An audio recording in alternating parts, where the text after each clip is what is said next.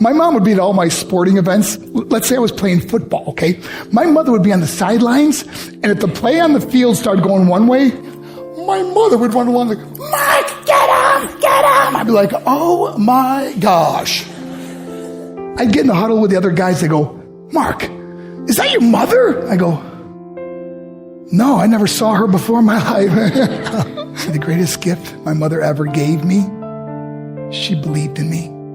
I have overdosed on drugs on 3 occasions where I should have been dead. But I believe I was kept here for a reason. You show me your friends, I will show you your future. How do I know this? I hung out with losers, and I became the biggest loser of them all because I gave up everything I dreamt about as a little boy because of who I chose to surround myself with. My friends would drive me home at 2, 3, 4 in the morning. We'd be drunk and high, laughing in the car. We'd pull up in front of my house in New York. They go, Mark, the light's on. I go, oh man, my mother's up.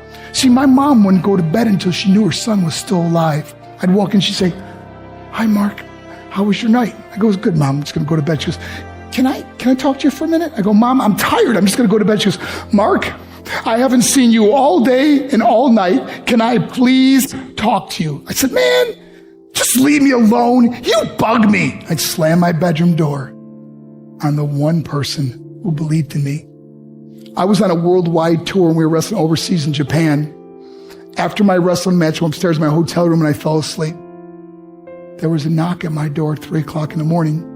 I got out of bed and I looked through the safety window and I could see it was a Japanese promoter. So I opened the door and he said, Mark, you need to call home. There's been an emergency.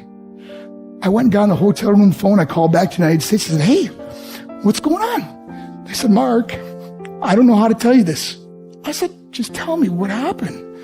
All of a sudden I started crying. They go, Mark, I can't tell you. I said, just say it. They said, Mark,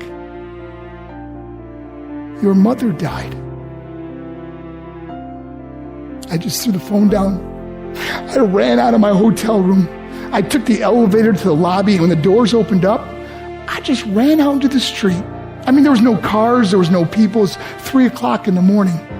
And I walked down the middle of a street in Hiroshima, Japan, and I remember looking up and just saying, Mom, I am so sorry. I flew home for her funeral, and I was so nervous to walk up to her casket, so I just stood way in the back. And I kept looking from a distance, and I kept thinking to myself, Mom, please wake up. Please get up. And then I finally got the nerve to walk up to her. And as I got closer, I could see my mom for the first time. I mean, she was so beautiful. She was dressed in white. I mean, she looked like an angel. And I just stood over it. I said, Mom, you are my hero. Everything I am, everything I hope to be was because of you. You loved me so much. You gave me a life. You're the only one that ever believed in me. How did I repay her?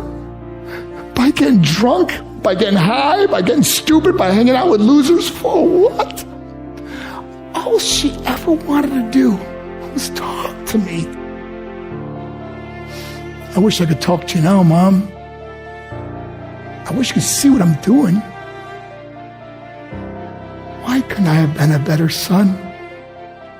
We are defined by our choices.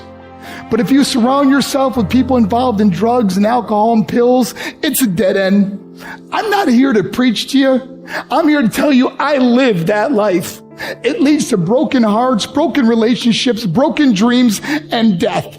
For what? To get high? If you have a mother or a father, when you go home, tell them how much you love them.